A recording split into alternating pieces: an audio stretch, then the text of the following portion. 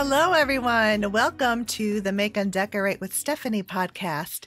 I am Stephanie, and this is part 2 of my chat with guest Vicki Holloway from the My Creative Corner 3 podcast. You will really enjoy this episode because we continue our chat with topics on crochet, Cricut, gardening, and we tackle the topic of the isolation of crafting. This episode will conclude season 4 of the Make and Decorate with Stephanie podcast, and I have already been working on the production of season 5. I'm looking forward to recording with guests in late summer. You can stay in touch with the Make and Decorate podcast by following me on Instagram at stephanie.socha.design. And also join my Mighty Network's private and free group. The group is called Make and Decorate Friends. It is similar to Facebook, but it does not have the algorithms, ads, and trolls. The link is in the show notes, and I have to mention there's one post from this past week by Mary. She posted a patchwork blanket she made with repurposed denim fabric from clothing like jeans. The blanket is one layer of denim patchwork. It's reversible, and she bound it with a contrast fabric like you would bind a quilt. And then she added a zipper pocket for keys or for storing a phone and called it like a beach blanket. It's perfect. It's perfect for all of summer's activities where you would want to, have a blanket, either wrap yourself up in one around a fire pit or lay it out on the beach. And it is so adorable. It's so cute. I love it. I immediately had to add that to my must-make list. It's really cute and it's very cleverly made. So you should check that out on Make and Decorate Friends, my Mighty Networks group. Also, don't forget I have a Patreon page, Make and Decorate, on patreon.com. And there you can subscribe to support the podcast and receive a monthly bonus podcast episode year-round. All right, let's get on to some chit chat. Sewing. I have been doing some sewing since the last episode, and one of the things is I made alterations to ready-made linen pants that I recently bought. I got these pants in sort of in a size larger because every time I get ready-made linen pants, they shrink a ton because I don't know if they pre-wash the fabric or not, but they end up really like getting small. So I just erred on the side of caution and got a size larger. Well, this size was very, very large, and but I still looking at the pair of pants and where it was large at, I decided not to return it to get the smaller size. And I thought, let me just do some alterations to it and then it'll be fine. And that way it won't get hemmed up too short. That's one of the places where it gets too short on me, as at the hem. And then just overall, like basically the whole size of the linen fabric. Well, okay, so I did this and it took me probably about 2 evenings. And I did the one pair of full-length pants, and it was a challenging nightmare. But when it was complete, it was just so worth it based on the new fit. And I felt like it was now like I basically made them, which I didn't, but I kind of reconstructed a lot of it, which was what took a bunch of time. I haven't really ever altered the rise on a crotch before. So that was completely new to me, and I had to do some research on how to do that. And that was really the hardest part. I have links that I will put in the show notes on 2 videos that I watched that were very helpful. And I sort of took from each of these videos certain things and was able to do it and was very happy with the outcome.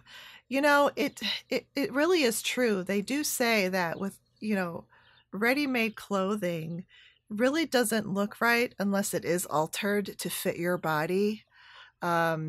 And it really was evident with these pants. Okay, let's move on to gardening. The deck planting is complete. So in addition to that, I have wisteria that we've had this wisteria for like almost 10 years now. It grows, you know, on the ground just in front of the deck, and our deck is raised, so it's raised about 4 feet off the ground. So there's a little trellis at the bottom of the deck to like the floor of the deck, and I have been growing wisteria there, but I never really got the hang of training it where I wanted it to go until last year. And then I really spent a lot of time on it. And then I pruned aggressively where I didn't want it to be. And that is the trick. And wisteria is very invasive, and it is hardy and it grows everywhere. So all these years that I thought, oh, I don't want to like, you know, kill this plant by pruning it the wrong way, was completely wrong. So, and I just did this out of frustration last year because I was just like, why are these vines growing in the wrong direction and places I don't want them to be? So I just started hacking away at this vine. And then I, attached the little, what do they call it? It's really cool. It's this product where it's like a Velcro, but it's green, and it's like a garden, for garden uses, to tie up stems or branches to a trellis or wherever you want it to be attached to. So I started doing that, and and then this year really showed the fruits of my labor, and I have all of these gorgeous wisteria blooms going up both sides of the back of my deck. We have 4x4 posts that kind of go up from the edges, and they're beautiful. They have these huge fragrant blooms. They kind of remind me of like grapes, because it's sort of goes into that shape, and they're just really pretty. And it's a really soft shade of purple, and it's sort of like an ombre too. So really, really very pretty. It also started growing up my trellis wall on the one side. And then my husband said, let the wisteria be the climbing plant on the trellis wall. Well, my thing against that is it only flowers one time, and that time is now in the late spring. And then it's just a leafy vine. And that's not what I want on this trellis wall of our deck. I need continuous flowering blooms all summer long. So I am going to prune the wisteria to only be on that one back corner, going up the 4x4, and then across the top of the trellis wall only. And the way that the wisteria blooms fall, it really looks pretty that way anyway. I mean, you usually see wisteria on these beautiful pergola structures, and then they hang down, again, like bunches of grapes, but they're actual flowers, not fruit. So that's what I am planning to do with that. But it's just so pretty when it is in full bloom. It's too bad that it doesn't bloom completely like all summer, but it doesn't. The wisteria flowers have beckoned tons of bumblebees. Not the honeybees, but the big fuzzy bumblebees. I love those bees. Those are my favorite bees because they are large and they're fuzzy and they're chill. They don't attack you. And so they are loving these wisteria flowers. They are just feasting away. Every day I'm seeing these bees just heads all the way up into the flowers and they're buzzing around. So it's pretty interesting to see that. However, I was deadheading, or you call it pinching, the dead petunia buds from a planter. And one of those buds was not a petunia. It was a bumblebee.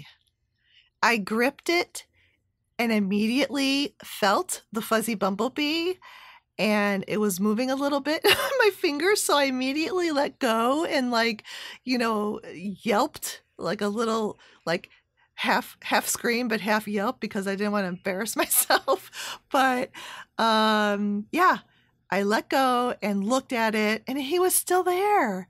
The bee was unfazed. He was drinking away with his head all the way into the petunia flower.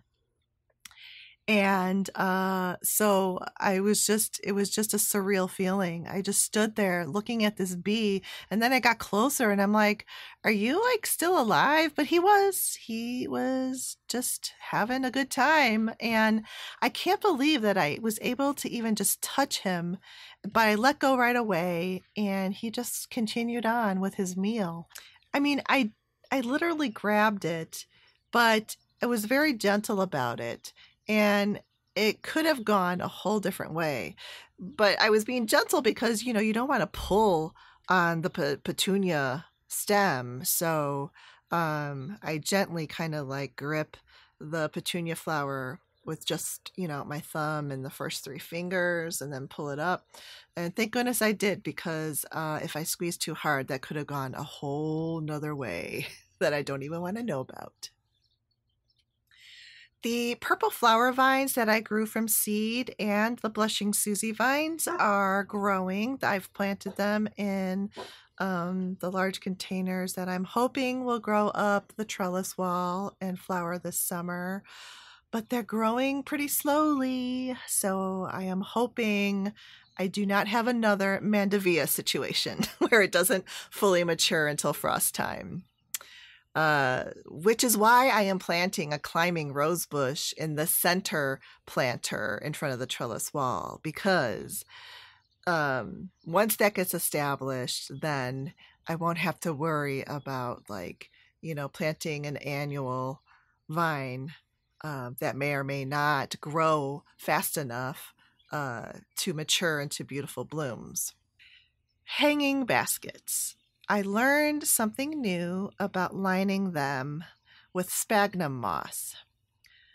All these years, and I've never liked it, but I didn't know what else to do. What else are you supposed to put into a hanging basket to keep the dirt in, other than those Coir planter liners that they sell everywhere? But I've never liked them, and they're mostly a one and done use type of a thing, and all they do really usefully is hold the dirt into the container. They don't retain water at all, and the hanging planters continually go dry, and the flowers really suffer, and I don't keep that really lush look to the plant arrangements in there in midsummer when it gets really hot, because watering them once a day isn't enough. When it gets into those hot days, you've got to water them twice a day. So I did some research, and I learned about sphagnum moss. And It is nowhere to be found around here up in the Chicago area. There are some garden shops and Home Depots that will sell it way in the north suburbs that I just don't really want to drive to right now. So I ordered it from where else? Amazon. And it was really fun. I love this sphagnum moss. You receive it in a really compacted brick, and it looks really small. And if you don't know how it works, you would think, oh my gosh, I totally got gypped. This is so tiny. But what happens is that you reconstitute it in water. You soak it for about 15 minutes, and then it just completely like doubles, triples, whatever, quadruples in size. And it's beautiful too. There's like different textures to the sphagnum moss, and there's like these little they almost look like succulent tiny plants. And those are kind of throughout, but they're like sponges. So when you grab a handful of this moss that's in, like I had it in a bucket with water, and then you lift it out after it has soaked and you wring it out like a sponge, but it's still damp. And then you just overlap it and line your hanging planters with this wet sphagnum moss, and then you put your dirt in and plant your flowers. And then I watered it, and it is amazing how much more water retention that has than the coir basket liners. So, and it's so pretty, it really is. And my husband remarked too when he came home from work the other day, and he's like, "Ooh, I really like the moss baskets." So it's not something that he, normally would notice or comment on, but hey, it is a good looking flower basket now. So if you are planning on planting some hanging baskets, look for sphagnum moss. I have a couple more sewing finishes I forgot to mention earlier. I made the Sling chaise lounge seat and back pieces. They were pretty easy to make and not so easy at the same time, if that even makes any sense at all to you, but I'll explain that the vinyl woven fabric is thick and it's kind of rubbery feeling. It does not glide easily through the sewing machine. I started with the Teflon foot because that's what you're supposed to use with vinyl. But it didn't work. The fabric really fishtailed everywhere with that foot. And I think it's because I had a longer stitch length, because the fabric is so thick. So I had to turn it up to like a 3.0 stitch length. So then I switched it out to a walking foot, and that made a big difference. So learning curve number 1, use a walking foot with this fabric. And also the thread that I had to use, I've never used before. It is specifically an outdoor UV nylon thread. It's pretty thick, but it's soft. And it frays. As soon as you clip the end, it starts to fray. So that makes threading the needle so much fun when you have a fraying thread. And so that was a challenge with the thread.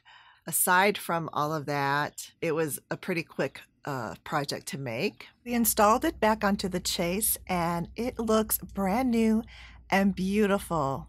So all of the tough sewing challenges, again, were worth it, and it was a learning experience. I'm sure the next time I would do a project with this type of fabric and thread, it will probably go much easier. There's a bit of leftover Sling fabric, so I decided to make a placemat for Cooper's food and water bowl. This is the perfect type of fabric to make this mat to go under his bowls.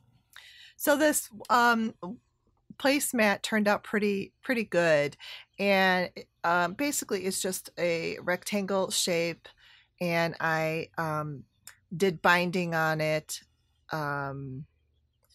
with the same fabric and mitered the corners, but on the back side, I did not double fold the binding for a finished look. When I first tried to fold it under, immediately I was like, this is not going to go through the sewing machine. It was way, way too thick. So I just left it, raw edge, and then I stitched it. And so the finished side on the front looks great, and even it doesn't look so bad on the back either. It does, this vinyl fabric does not fray, so the raw edge was perfectly fine to leave. It's really cute. So I was also happy that I was able to make like another project from this fabric. I did some Cricut projects last week. My dad's birthday was earlier this week, and I had some heat transfer vinyl designs that I wanted to put onto this Williams-Sonoma canvas cotton apron that I got for him. It's a grill apron. It's really cool and nicely made, but it's like this plain blue. So there's a top pocket at the top of the apron, and then there's a double pocket towards the lower part of the apron. So I had a couple of designs and I did those, and while I had the Cricut out and all the vinyls, there were 3 little kids t-shirts that have been sitting in my sewing room for like probably almost 3 years now. It was a project that I was supposed to do with Ava when she was over for a sewing weekend, and we just couldn't fit it in. So we were saving it for the next time and then just totally forgot about it. I look at these little t-shirts and I'm like, oh my gosh, like none of them fit in these anymore, of course. But my other sister just so happens has kids that will fit these t-shirts completely. More heat transfer vinyl, one design per shirt. One was a butterfly, the other one was a ladybug, and the third one was a cute frog that I did in this really cool green glitter. So cute. And the last thing I made was a birthday card for my baby nephew. He is turning 1 next week. And I made this really cute out of just cardstock. It's a baby bear card, just different cuts of the bear parts and then gluing them and doing that raised foam adhesive underneath to kind of like give it some dimension. So it all turned out really cute. The only thing is that there is a glitch with their software, the design software, and the Bluetooth connectivity with both my iPhone and my iPad. And I couldn't get support to contact me. I called and it was like over an hour wait. They said they would call you back, and they didn't call back in the time frame that they said they would. So it was kind of a mess. I had to unplug my computer and bring it across the room to plug it directly into the Cricut to get these things done.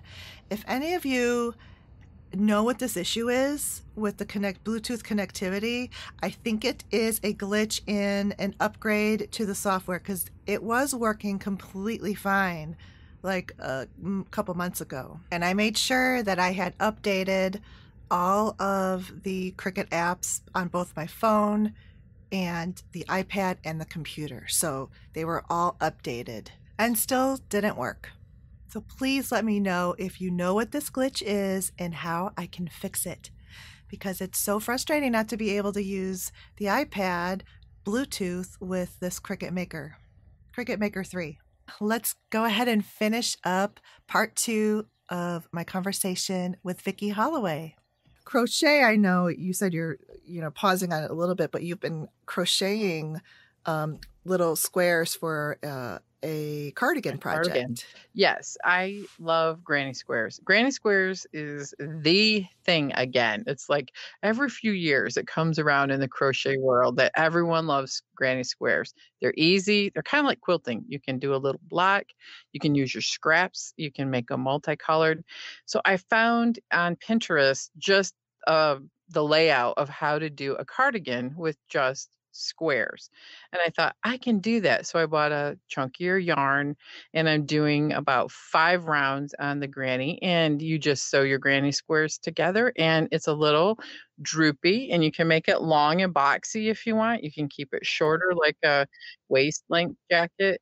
You can do a whole bunch of things with it. And so I've been using I bought some yarn in the fall, several skeins. So it's going to have a denim pink and a gray tweeds in it, and it's gonna be super fun. I've not made anything crochet, like, to wear for myself ever, so I thought this will be fun, and you could make smaller granny squares, use the same layout for children, so I like it because it's an easy pick up and put down project, because, like I said, sometimes you have to put things on pause for whatever reason Yep. and put it in the bag, Mhm. and granny squares are great.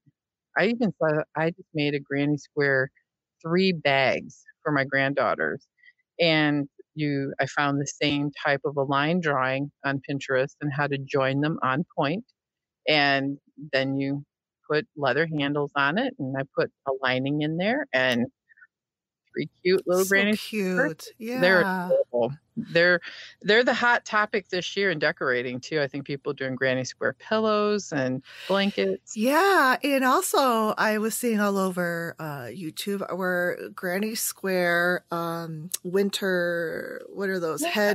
Headbands and ear headbands. warmers They were and so cute. So I want to make one of those. I bought the and you make it out of a chunkier size mhm. yarn, so I bought the crochet needle for it.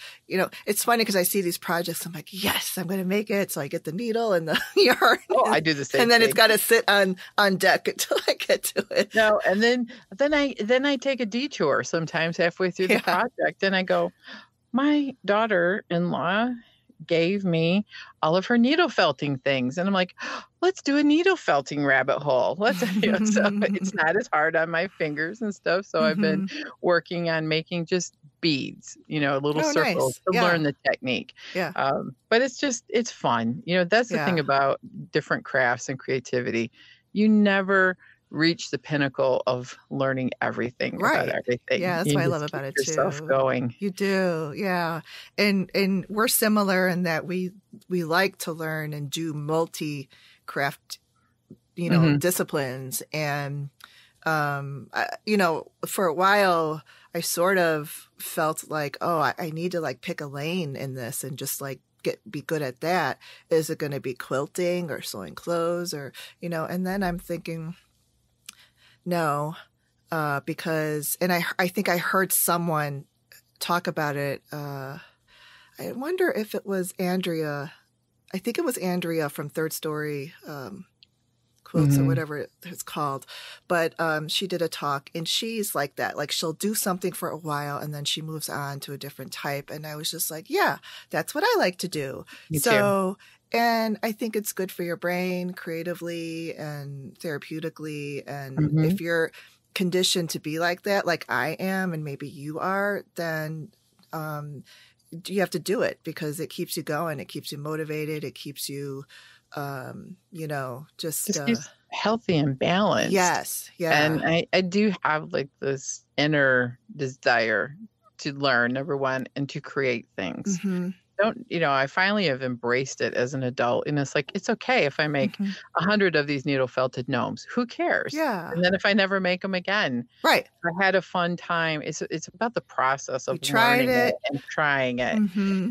Quilting I've stuck with the longest for probably the most like prolific finishes. Me too. Yeah. Even though I've done things with yarn, but there's just something about making things that I think is just extremely therapeutic and for our mental health and Mm-hmm. or recharging at the end of the day Yeah. and I like to think of certain things as like my signature thing. Like I can crochet lots of different things and I've done hats, I've done sweaters, I've done different things and given them away.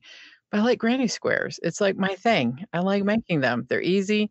I like knitting stockingette things. I like my swirl pattern. It's like my Right. signature go-to. Yeah.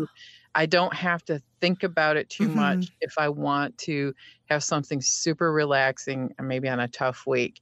And then I have those crazy projects like the Dear Jane, or I want to do something really wild and crazy on my Cricut, but I'm building up the skills to do it. Mhm. And that's to make miniatures. I want to make miniatures out of wood that look like Gothic castles and stuff. Why? I don't Ooh. know, because I want to. I think it'll be fun. And it'll also Yeah. teach me techniques on painting and staining and just take me down a different lane where my sister can help me a little bit more on that, because that's what she's really good at those things. But it's just something that I think over time you just want to keep Mhm. making things Yeah. and trying new things. It Yeah. also, the more you learn, it keeps your brain in shape. So I need all the learning I can get to keep my brain in shape as I head into my later years of life. You know, as you It's get to good. midlife, if you don't really keep practicing, you Mhm. it's amazing Yeah. how much you forget. Yeah, absolutely. And what was I going to say about that? Oh, the Cricut. I finally got one. I got it as a gift for my parents this year, and I absolutely love it. It I is so much do. fun. I love it so much because I had been on a silhouette before, and I talked to you about this on a previous episode, and I just didn't know. And there's just so many like pros and cons, and people are loyal to one or the other. And the biggest thing that was holding me back was the software. It is a little bit of a learning curve on it. But once I got going with it, it has become so intuitive. It was that intuitive. There we go. Intuitive. And they've done a couple of really big upgrades on it over the last year and have made the software, I think, ever so much easier to use. And I don't know, I like it. And I think The that Cricut software? if Oh, I can yeah, do it, yeah. anybody can do it. No, it's so true. And so just my experience on it, learning their software, because I learned the Silhouette software first, and it is not intuitive. But once I learned it, I knew how to do stuff. And so that's what I was worried about. Like, oh, I'm not going to have like certain, things in the Cricut one. And it's true. There's certain things where like, oh, why can't I do this here? Right. But also, though, I'm able to complete many more projects on the Cricut because the software is intuitive. Yep. And user-friendly. Yep. And the way that it flows, where you import a project, you can make whatever changes, general changes to it that you need to.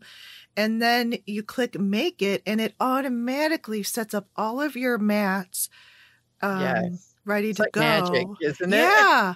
I'm like, this process, this project flow process is so much better, and it's fun. It's fun to do. It is. And It's they not have work. so many more materials to choose from that before I would have to kind of customize myself and play around with the pressures and the this and the that, depth of cuts. I find that everything. frustrating. That's tedious. And yeah. frustrating. And then I don't get as many projects done because I'm just like, forget that. Forget about the other it. part is I feel like you waste a lot of material trying to get to an end product. Yeah. And, crafting supplies are expensive. So I don't like wasting material. Oh.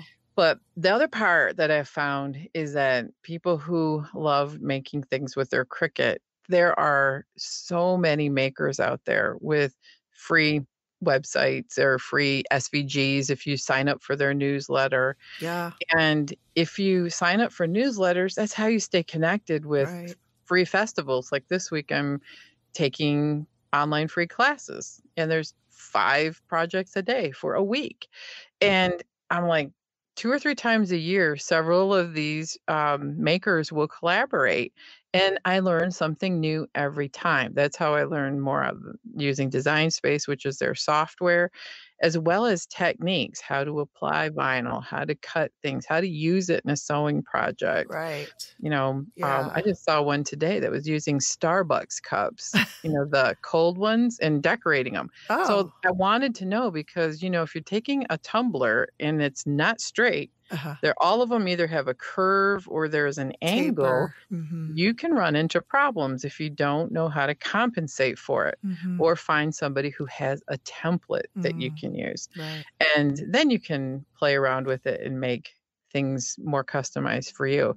So it's just a lot of fun. And what I like about it is almost instant gratification on certain projects. Until you get to miniatures, that is going to be a long-term project. But the thing about the maker I'm using and the knife blade for cutting through some of the wood and learning how to do it through chipboard, and it's just a lot of fun because you can make fairy houses that are not going to go out in your garden, but you can do indoor, dioramas and different things, all with your maker. So much fun. It'll be fun. Yeah, and the other thing I realized that I like better the Cricut is that the blades. So the housing is permanent, and all you do is switch out the little blades part. Yes. Whereas the other one, it's just like one. Did you have to buy new housing every time? One use. And you put a new one in there. Yeah. Wow. So I loved that. I was like, this is really good. So yeah, it was all the knife all blade housing itself was $50. They're expensive. But then, to replace that knife blade or replace the rotary cutter, it was like $12 or $15, maybe $18, depending on what it is you're getting. So that's the other, I like that too. And it's super easy. You don't have to worry about cutting yourself trying to replace blades, which I was afraid of. So, and that's good because, me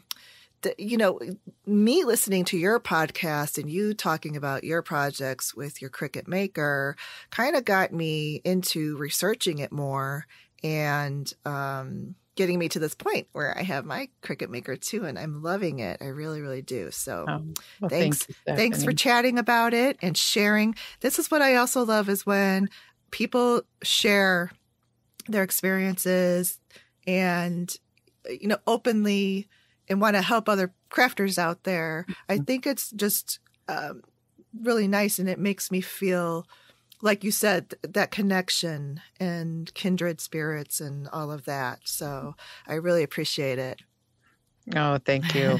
I enjoy too because, I'm not sponsored for any of those. Me neither. Topics either. And I want people to know what I think of it and what, I have once in a while, I'll have people want me to review things or talk about it. But when you're really looking at, I want to be able to freely speak about it. And I think, that's the other part of having a podcast, that you can just talk about things and I don't have to worry about big sponsors getting mad if I don't appreciate something about their software or project or things. Yeah. But, or they keep you from using other people's products. I just think that's very limiting. Yeah. Because there are some like quilt fabrics companies that sort of do that. And I can't imagine just using one company's lines of fabrics for everything. No, I can't either. Yeah. So, okay. And this episode is recording this in February, wintertime still, but it's going to go up in spring, gardening time. Yes. So let's chat a little bit about your gardening plans for this year. Well, this year, I am going to keep adding on to my 2-floor fairy garden. I have a retaining wall in the back. So I have like what I call the upper level of a fairy garden and the lower level. So the upper level is pretty filled with the little fairy houses, my miniature trees, and a lot of mini hostas and stuff. So I want to get the lower level a little more organized. It was a little sparse last year. So the bellflowers are coming in, and I have to get new houses because my old ones all got faded, or I dropped a couple and broke a couple.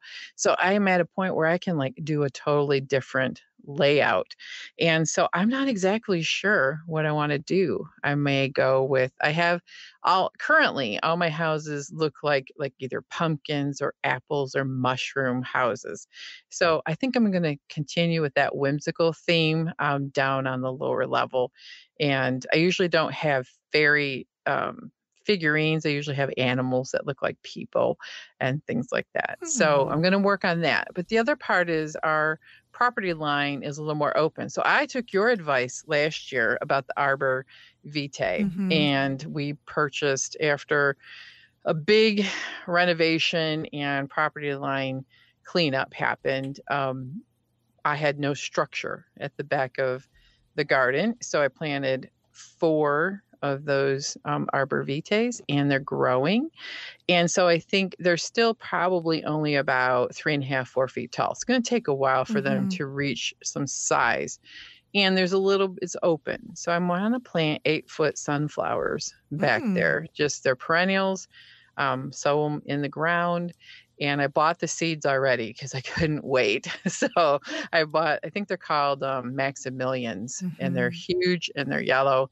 But the other thing we have added this last few winters is bird feeders to the garden in the winter. We take them up in the spring and summer, but I would think the sunflowers will be great for the birds. They attract a lot of birds because I plant sunflowers in my garden every year. Good. And the birds that I see, of course I see all the normal, like, the swallow, the wrens and the finches, but I have seen like these, this one, it's a finch. I look them up too. I take a picture and I look them up, but this bright yellow finch came last summer. It's so pretty. And then a hummingbird came in. Nice. And I'm like in urban, outskirts of Chicago. I'm still like a city, we could reach across our window and our neighbors are right there.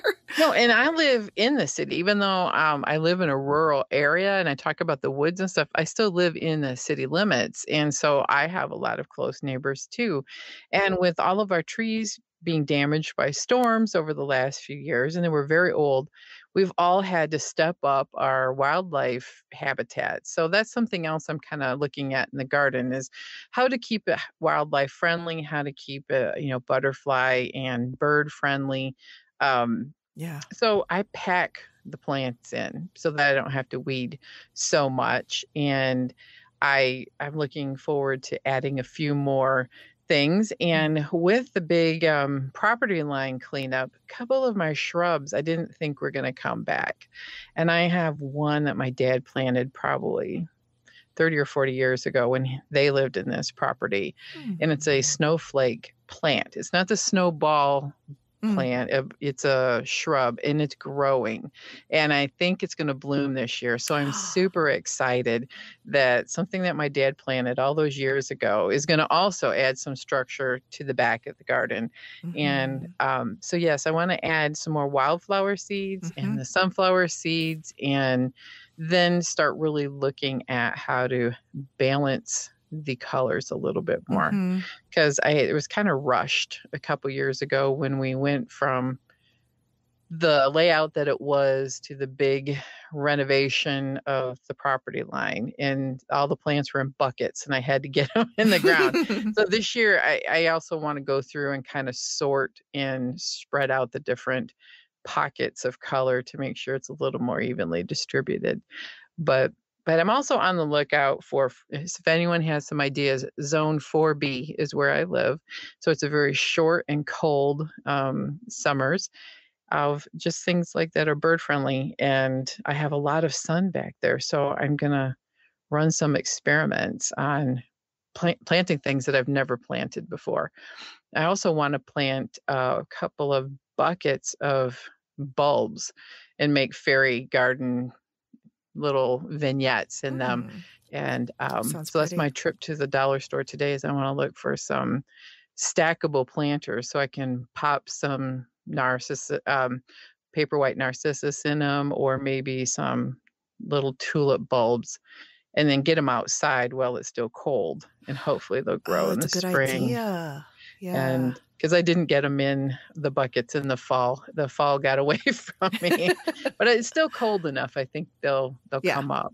Yeah. So those are my goals. How about you? Do you have any plans? I think they can be forced too. But I think so too. I'm not that, advanced of a gardener to know. I read about it, and if sticking them in the outside in this cold, because it's still cold, even though it warmed up yesterday, it's still going to get like below zero this week. If I think it'll work. Otherwise, I'm going to look up how to force bulbs again. I did it a long time ago, and I kind of don't remember all of the Right. I don't rules either, but I about know it. it could be done. It's just a Yep. process. Yep. Yep. Well, what I'm doing is the last few years, I've really kind of been like getting more into it again. And I've always done a container garden. We have a big deck, and I love doing the container garden up there. And I have my different quadrants of everywhere. So that I have down pat. I have my herbs up there and everything. But the ground garden, my husband took over for a while. He's like, you do up there, and I'm doing the landscape over there. And so we did that for a while, and then I'm just like, okay, we gotta, stuff's gonna change. He put all these grasses in there and didn't prune them enough. He just lets them go wild, and they're just like, oh, they can invade everything. Totally. Yes. Yeah. So I took charge the last year and started cutting stuff out. And he's like, don't get rid of all. I said, I am not. And I said, because I cut all this down, it's still going to come back because it's grass. My husband and I have a little bit different gardening style. So his is more of islands in the stream, I call it, where every plant is an island in this big sea of mulch. So he has that garden style up around the beds by the house, the borders from the porch, front door to the back door. Because, we have an old basement and it needed to be cleaned up. So that's a little more sparse, where the back is my area and it's packed with flowers. I said, the more you plant, the less you have to weed. I'm telling you. And he's like, okay, I have to admit, last year our neighbors and everybody have said something about the garden, how good it looks. And he goes, it really does look good. It's just different from what his envisioning of what a garden would be. Everything in a row and islands in the stream. And I'm wild. You can envision just like I can. And so 2 years ago is when I did this major bulb planting of all the tulips and alliums and stuff. So, because I wanted to try to create more of a, what do you call that? Seasonal, or what are they? Yeah, where you have color throughout the whole. Yeah, where one comes up in the spring, and then the late spring ones come up in the early summers, and sunflowers are late summer. So it's difficult though to really like perfect that. So, but if I just do a little bit a year, it just improves every year. And I also want to add a little bit more perennials in the mix, but. You might want it because I've been doing more there's this one section where I do the wildflowers too, or I have, the echinacea. Those come up every year. Yes. I love them. And I actually last year took a couple of those and split them and made little plants.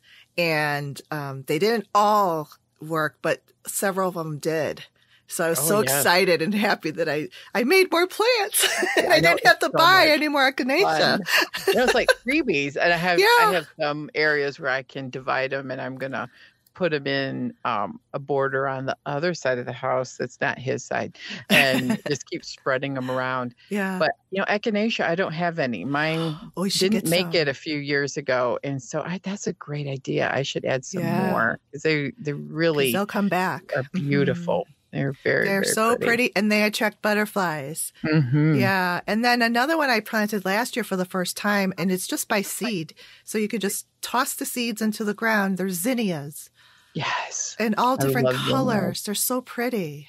Yeah. I have cosmos too that I put in the wildflower area. Yeah. I'll throw the cosmos seeds, and they're like a really large, colorful daisy-like flower. And they have a real soft fern-like leaf, and it just adds a nice pop of color with some pretty soft textures. And I just do the same. The thing about gardening is that it's ever evolving and changing, and you can change anything pretty much every season if you want to change the look of it a little bit. I really am a big fan of Gardener's World, which is a British show, and Monty Don is the presenter most of the time. And so I keep showing my husband, see, look at the swaths of color he keeps talking about. And he goes, yeah, that is pretty. That's So it's been a fun. nice Yeah. partnership because Gar- he's really gotten into the bird feeding and oh. seeing all the different birds. Hmm. And I think the sunflowers will attract a lot. So I'm They excited. will, yeah. You'll have to take some photos when that time comes late in the summer. The bird feeder. Okay, so I did bird feeders for a while, but then the squirrels took over them. Yes, they do. Our squirrels just woke up. They were sleeping. That's why we take them down in the summer because It's a good idea. the Yeah. fruit and the weather's warmer and there's been some bird diseases. So once the seasons get hot, there's a lot of maintenance to washing the birds like our platform feeder the most, and so they get messy. So you have to clean them. So in the summer we take them down, Yeah. but squirrels do. Wherever there's bird seed, there's going to be some animals that are kind of nuisances like chipmunks and squirrels. And right now we have about 6 or 8 squirrels that are eating us out of bird seed. And mourning doves. We have quite a few doves that come in and just sit there and dare the blue jays and everybody to come in. But it's okay. I figured even the squirrels have to eat too. I know. Yeah. Because even though they're like the bane of my existence in the spring, summer, they're, and my husband's like, well, we can get rid of them. I'm like, no, I'm like, they irritate me, but I wish that they could be trained to just like go, get their food somewhere else. And yeah, I scatter a lot on the ground to try to deter them from. And I don't mind them in the ground garden. It's when they come up on our deck and then they dig in my pots and they'll dig up like, fresh plants that I just planted, fresh flowers and stuff. I'm hoping they don't dig up my sunflower seeds. And I have rabbits too. Oh yeah. You know what? Plant more sunflower seeds than you think, because between squirrels and birds, they do take some out. And then you'll find a sunflower somewhere like 10 feet over there because a bird flew away with it and dropped one. Yeah, I have quite a few plants in my yard that I just leave because they were brought in as volunteers. My grandma used to call them by the birds. Yeah. Well, that's fun. I'm looking forward to it. When this episode comes out, we'll be definitely full on in, early garden season. So, it'll be fun. I'm looking forward to it.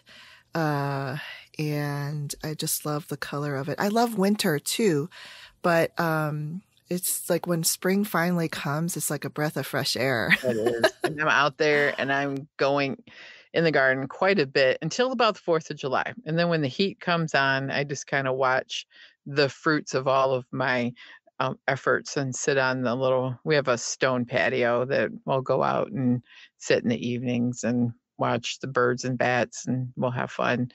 But and then the fall, it's just season, all the seasons, they all have their beauty. And that's what I enjoy about living where I do, even though the growing season is short. I mean, we really only have we can't plant sunflowers until the end of May. Oh, really? Yeah. And so then they'll grow like mad. You'll be so surprised, how fast the plants will come up right around the end of May, and they'll hit blooming right about the time they do everywhere else. Unlike where my daughter lives down in Virginia, she's planting things already. I'm like, stop, Donnie, I'm still up to my knees in snow. I know. Oh, I know. I envy all of those like zone 8 and 7s and even 6s. Except in I'm July, 5B. it does really get hot. It does. Yeah, it really does. So in summer is like my least favorite season, only because of all the bugs. I cannot. Yeah. That's why like winter is so nice and pretty, because you can go outside and you don't have to worry about bugs eating you up. True. True story. Well, thanks for sharing about your gardening tips, and that's another thing I learned from you is the fairy gardens. So I look forward to seeing what you're going to do with your 2-story fairy garden this summer. I'm very excited. All right. Well, I had one more topic, but we already even talked about it a little bit, so we could just touch on it a little bit and then I'll let you go, because we've been chit-chatting for a long time. But it goes fast. It does. Does. Okay. So the isolation of crafting is one of my listeners actually mentioned this to me and asked me about it.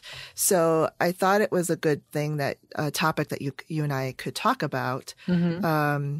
And how you feel connected to the community of quilters and crafters and knitters when the past 2 years have really kind of like isolated everybody.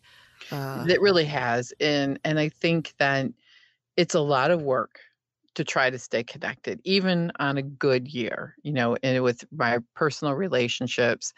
And I think, especially where I live, I feel like we're so far apart from people who have similar interests. I know a few people who have, some Cricut interests but we've never like gotten together or done like craft retreats or anything like that. But I think what I've had to do is exactly, what we talked about a little bit earlier is trying to sign up for newsletters for people who do crafts and things that I'm interested in so that I could participate with maybe some of their education or online classes. I've seen different people even have like online Zoom meetings over the course of the pandemic. And I've joined a couple of them. I thought it was so much fun. It was like, oh my gosh, we're talking about making quilts, and people don't look at me like I've lost my mind. How many quilts? I actually had somebody ask me this recently. How many quilts have you made? I don't know. A lot. So many. You know, unless you are a person who is a maker, nobody understands you. The muggles, I call them. I think I heard that from Pam, Yep, yeah. on her podcast. And Yep. it's so true. So I do a lot of newsletters, or I sign up. I find out what their communities are doing. Facebook groups, as much as Facebook and I have this love-hate relationship, they do groups well. And I have a lot of Facebook groups that I've belonged to where on different topics. Some are quilting, some are Cricut, some are crocheting, some are knitting, some are gardening. A lot of them are gardening. And you get to see the people who contribute and chat, and not like you're going to become best friends or anything, but at the same time, there are ways to stay connected. There are little communities even on TikTok who are crafters. And there's a lot of beautiful curated feeds on TikTok. I kind of become a TikTok junkie. You have to be careful though. There's a lot of junk like anything else on every other platform, but there's a lot of artists and creators. So though it's a video-based platform, so I feel like there's more, I don't know, you see people doing what they're talking about and you get to see in action some of their things. I've tried to do some Zoom calls with my friends, my local quilting group. Like we haven't met much in 2.5 years. We did get together at Christmas time, and maybe this summer we'll get together. But we've done a lot of Zoom calls. And you know what? Some of the ladies in our group are in their 80s, and they figured out how to do Zoom, and they like it because sitting by yourself and creating alone is hard. Yeah. It's real hard. Retreats, I think, are starting to come back. I've seen a couple. I haven't signed up for any yet, but they're coming around. So I just think it's a lot of hard work. The other part is we have to be open to different experiences, like maybe meeting people who have similar interests, maybe not face to face so much, but we may have to meet them online. So I've been doing a lot of online communities. Yeah. Quilting I think, can be very isolating because it is a pretty much doing a lot of it by yourself. And that's where I think, when you belong to guilds or clubs, that can help. But my circle of friends are all retired now, so they're meeting during my daytime job. Oh, no.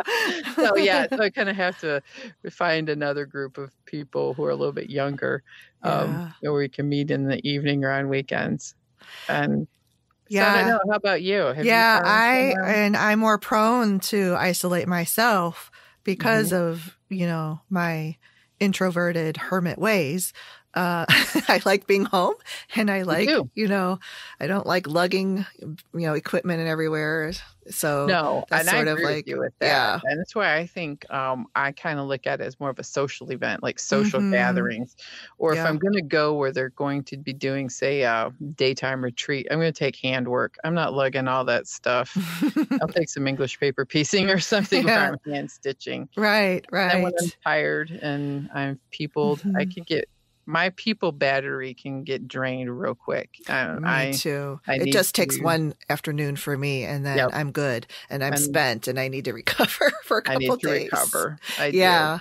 But this year, in December, when did I finally caved to do a subscription with Quilt Folk, and it's a high-end sort of quilt magazine because the quality of the paper they use is, very nice, and they don't have ads in there, so it's a higher price subscription. So I never really did it. I purchased when they had some sales on issues, and have seen a couple of them, and they're very nice, and the beautiful articles that they do and the photographs. So I don't know, in December they had a special, and it was, a good deal for a year. And so I signed up for it, and so much has come from just signing up from that subscription. Then they had this workshop with Jenny Smith over in the UK and Kay Facette. In January. It was like mid-January. And at that time I was like pretty sick, and but I was starting to like feel well enough that I could thankfully do this workshop, and it just perked me up so much, and it was so much fun. And it was a tumbling block quilt, which I've never done before. And then in between her instructions of, how to complete this quilt, they did a lot of videos. She and my Quilt Folk has a whole camera crew, professional. Yes. So they went to Kay Facette's home in London and sat down with him and had these interviews. He has so many stories. He turned 84 in December, and he has a lifetime of these stories of such rich, just and I bet you he's experiences a fabulous storyteller. He is listening. Yeah. It's so amazing. And then he allowed them to, come into his studio where he designs fabrics, and then showed some collections of things that he collects. And it was really very interesting. And it was very different from your typical workshop. I bet Kay Facette was fascinating. Yeah, it was really, really good. And so that started off the year really nicely. And then they just this month started advertising for a quilt along. And I haven't done one in like 4 years because I never finished the project. Right. So, but it was with Quilt Folk again, and Jenny Smith, and then her studio manager, Kay Walsh. And I enjoyed them so much with the CAFE one. And this is very different too. So I like that it's a totally different format, and they will do these videos and stories. Well, this time they're having guest people in, and actually Frances, I read, is going to be one of them, because it's the theme of it is like literary. So we're going to improv blocks of our favorite book covers. So it's interesting. Yeah. So I signed up for that, and I was thinking, without even really knowing it, I think that I must have really been sort of needing this kind of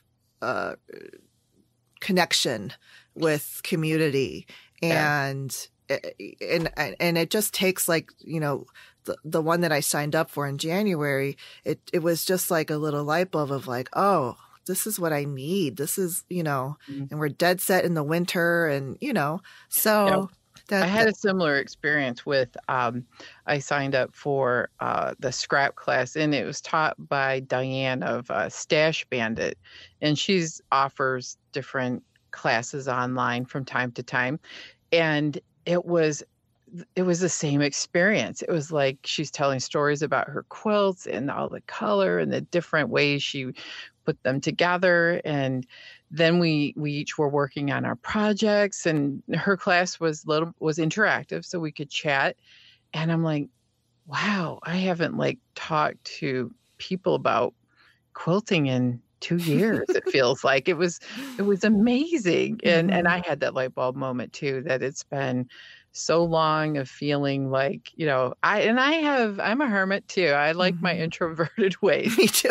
But at the same time, it was, that need of connecting with other creative people and just hearing constructive feedback on everybody's blocks. But then as we went through at the end of the class, it was so beautiful, is that everybody had the most positive things to say to each other. And it was like those words of affirmation that you're like, I haven't heard anybody say anything outside of my husband, like, oh yeah, that's beautiful, honey, but just to actually talk to other people and just hearing the feedback. And now I saw that Quilt Folk, and I was like, I really, really want to sign up for that. Now I regret not signing up for it. You can still do it. I saw them post on Instagram today, because it doesn't start until mid-March, but you are doing other stuff too. So I'm going to have to look at it, but it looks fascinating. And what I really like is that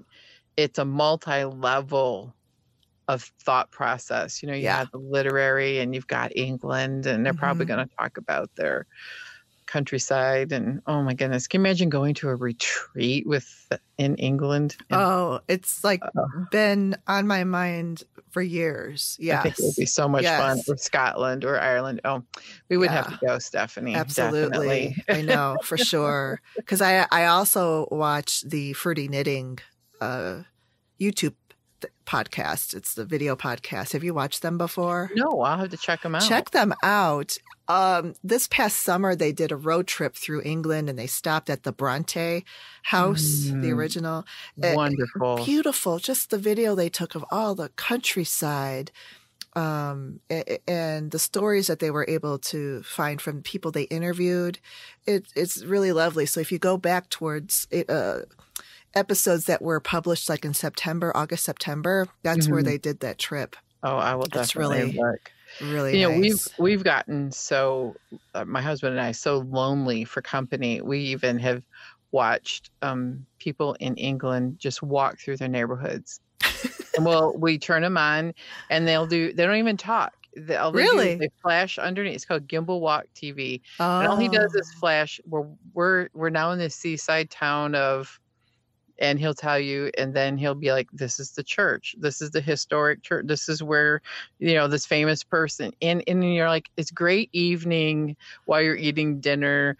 And then it gives us some things to talk about, like maybe we'd love to go here. And, but you see other people walking around, and so that has helped us feel so like we're not so isolated. What a clever idea that they did that. I would never have thought that it would be so successful, but when you mentioned that, it is like because I actually follow a couple accounts on Instagram. There's this Ireland one and a Scotland one, and it's the same kind of idea where they just show you little videos of either like the sheep in the countryside, or the Ireland one is really cute kids doing their little Irish dances. Oh, yeah, it's so cute. I love it. And seeing different places. And since we can't travel, we are not traveling right now, and we really haven't done even a lot of traveling in the States. It'll be, it's a lovely way to live vicariously through video. Really. And so I think we've done that alternate route of staying connected. And I need to do is make phone calls, because some of the people in my quote group are phone call people, and I need to make some phone calls and see how people are doing. And I get lazy and start texting people, but not everyone in my quote group are texters. So there's still people who talk on the phone out there. Wow. Yes, there are. And I'm also been planning lunch.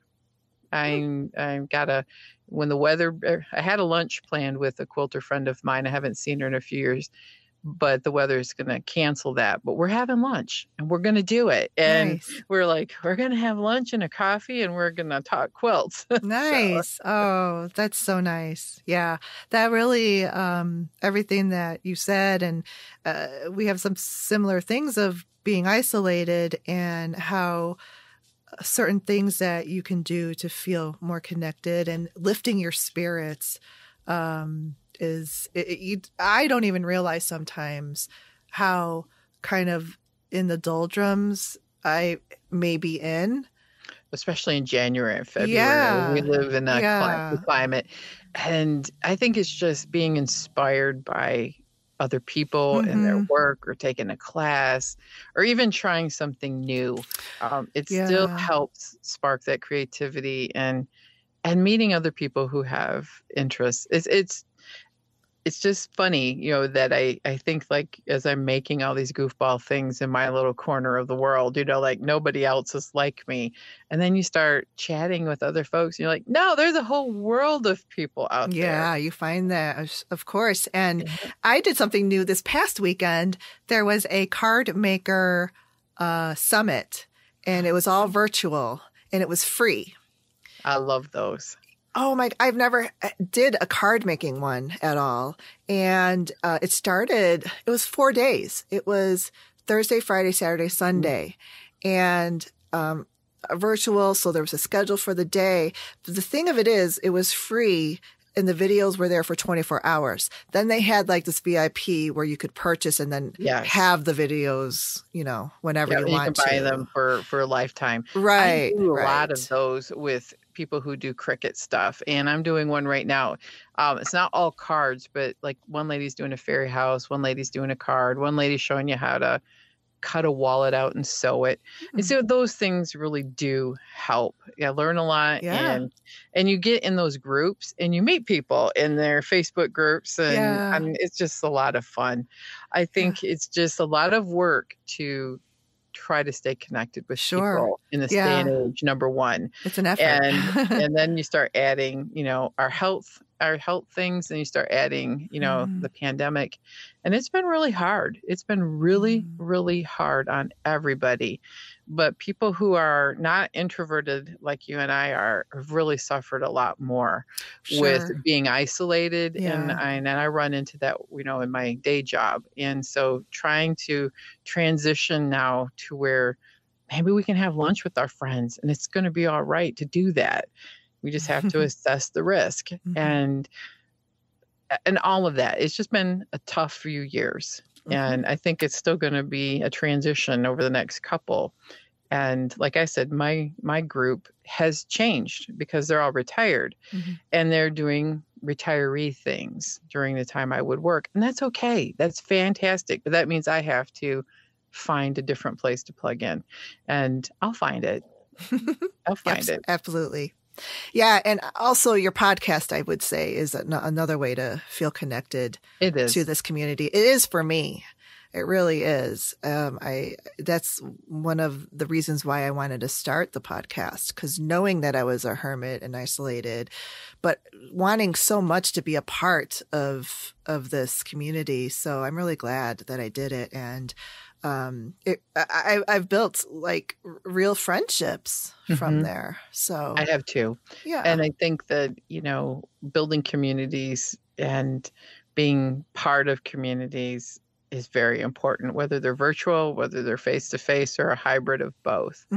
That's kind of how my real life relationships are too. You know, they're usually a hybrid, and we all have to just kind of keep our mind open to different ways of meeting people, because we're as connected as we are. Sometimes it feels like we're a million miles away. Right.